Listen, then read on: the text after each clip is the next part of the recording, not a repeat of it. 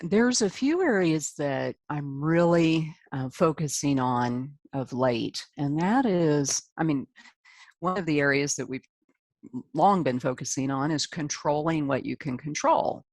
Uh, when you take taxes or taxable gains, how much you pay in fees, um, when you receive income or when you choose to make an expenditure. We, as a society, I don't think we've necessarily taken on or owned as much of our responsibility for making those decisions and knowing that we have control over those things. Maybe not full control, but we do choose.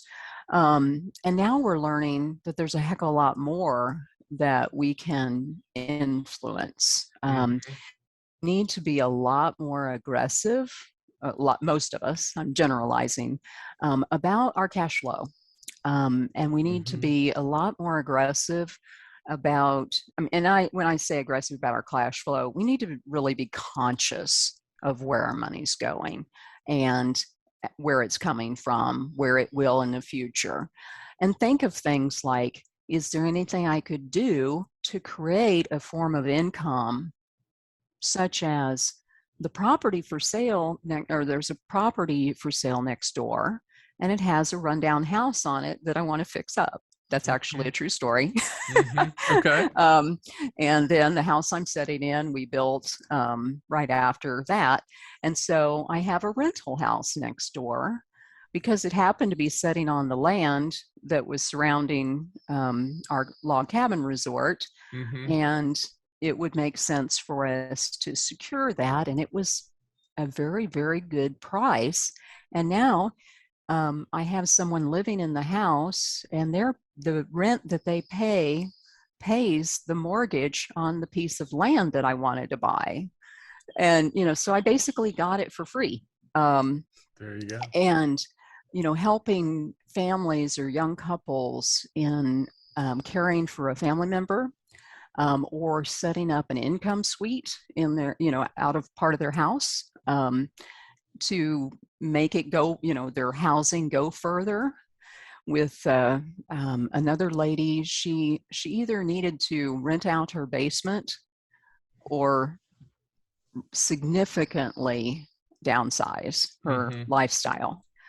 And I had been acquainted with some people with our county's Department on Aging, and they have a wonderful program where they match up older people with younger people, students, and or other older people, to see, if they could cohabitate and in a prosperous way for the two of them.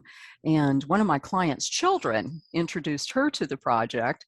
Then she got into it, and this client, I've learned so much from my clients about planning strategies. This was all brought to me by a client, which she learned it from her 22-year-old.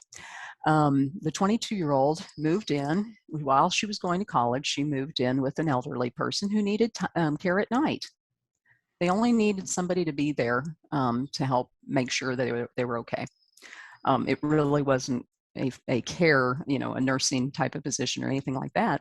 It was just housing, and you just have to stay here every night, and make sure I took my meds and that kind of thing. Well, this woman the mother ended up doing the same thing. She didn't own a vehicle. She drove a company.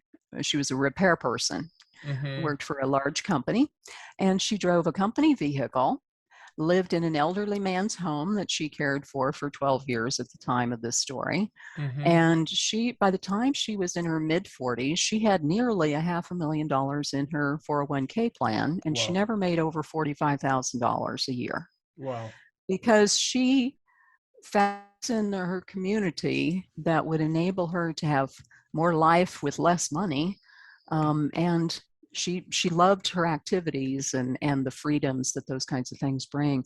And so learning strategies that will help in that way. So increasing income, that's one of the first areas that I go to, and see if there's any way. And it might be different ways.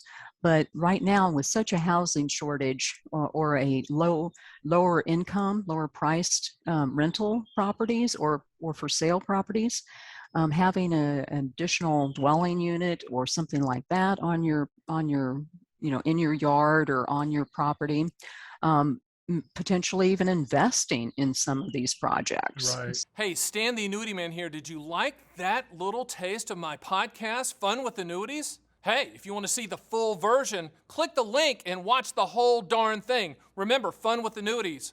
Living the reality, not the dream.